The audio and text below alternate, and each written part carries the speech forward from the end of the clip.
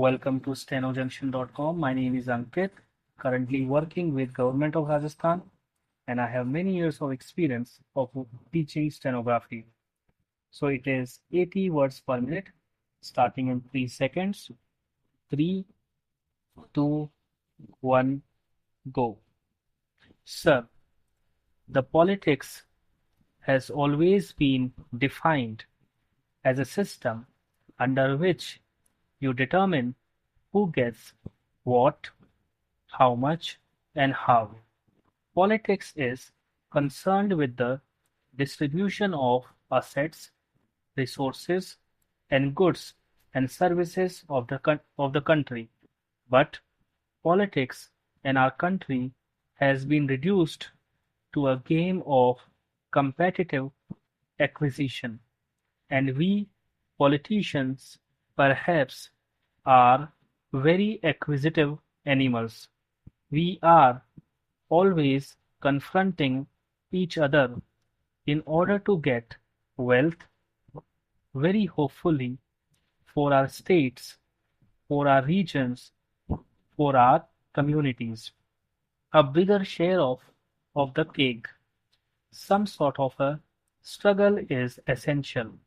Certain degree of competition ought to be there, but when it is carried to a point where we start encroaching upon the legitimate aspirations of another region of our country, then perhaps we give rise to a situation which does not augur well for harmony, to which my friend referred. Para, sir, we have two ways of looking at that problem that are with us today. One is, of course, to go into contemporary reality. The other is to take a conceptual view, and that what I imagine the Commission has tried to do. What is ought to be, what is the pattern that we should proceed towards. Of course, the real test will always be how we can change from the contemporary reality to that ideal which we are harping on.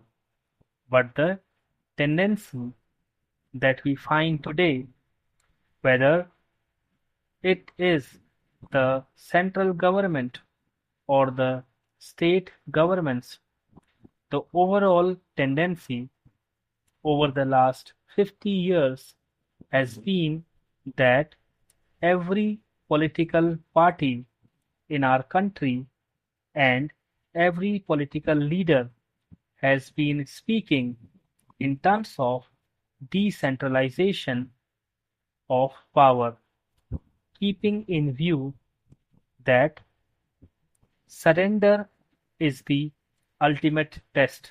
But the actual fact, we must admit that the trend has been towards centralization.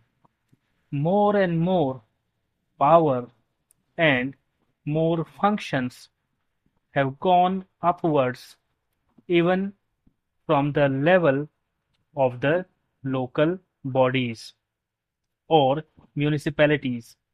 The function that we at one time carried out by panchayats, they have all become concentrated into the hand, what you call bureaucracy, or the district administration, or the state governments.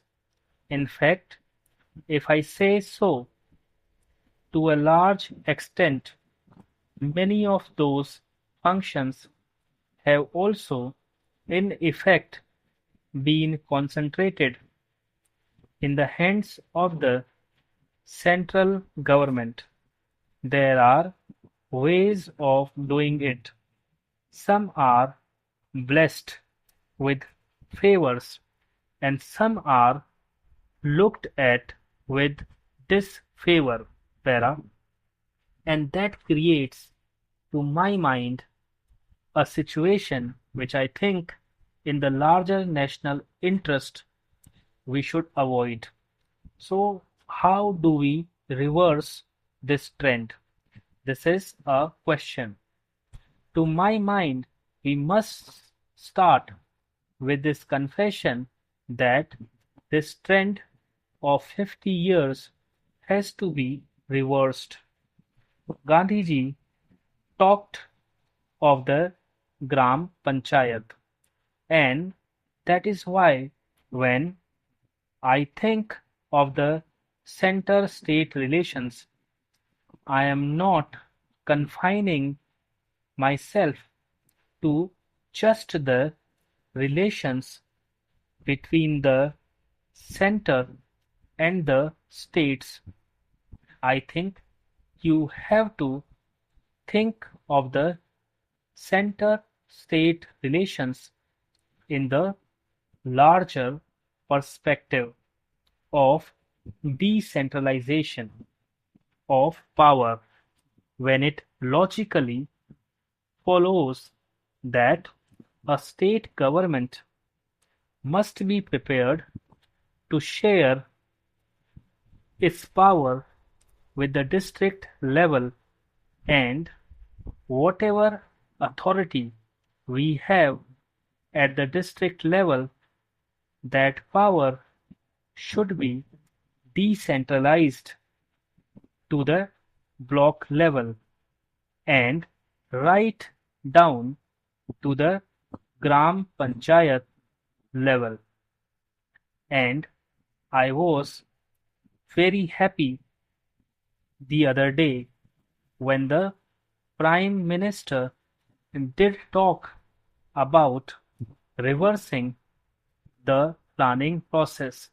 That is what we have been arguing for so many years, that economic and social planning of this country must not be carried out in the ivory towers of Delhi.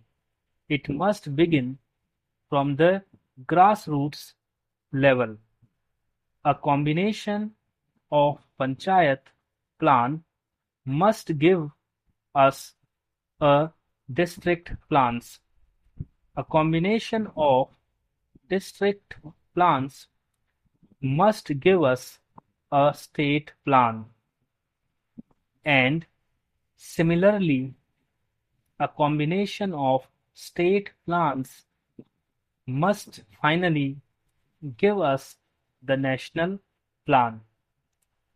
Of course, I am not taking into considerations those specific areas of authority in which, for example, the center is supreme. There, of course, the center has to plan by itself. I will come to that later, but broadly, that should be the pattern.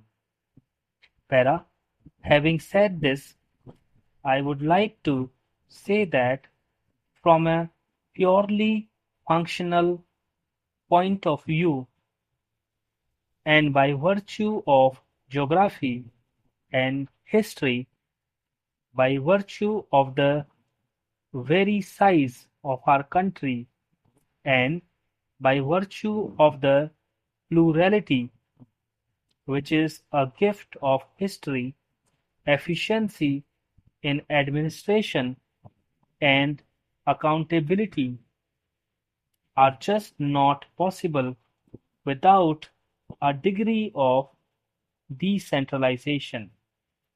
If the village teacher is not working, the education minister at the center cannot control. It is impossible. If a medical officer in the primary health center is not paying due attention to his job. It is only at that level that his performance can be controlled and he can be made accountable there itself. Stop.